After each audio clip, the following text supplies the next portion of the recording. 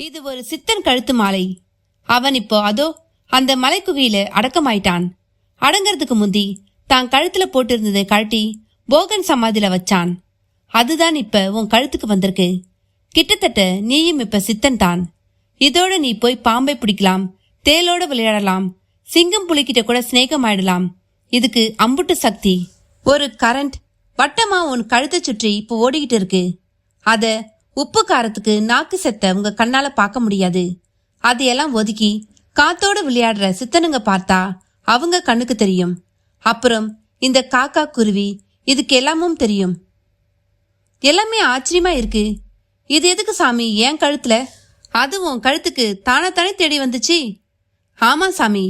என்ன நண்பர்களே, முழு கதையும் கேட்கணுமா? கதைக்கான லிங்க் டிஸ்கிரிப்ஷன் பாக்ஸ் இல்லைனா கமெண்ட் பாக்ஸ்ல நான் மென்ஷன் பண்ணிருக்கேன். அதை கிளிக் பண்ணி முழு கதையும் கேளுங்க. கதைக்குள்ள போகிறதுக்கு முன்னாடி என்னுடைய சேனலை சப்ஸ்கிரைப் பண்ணிடுங்க.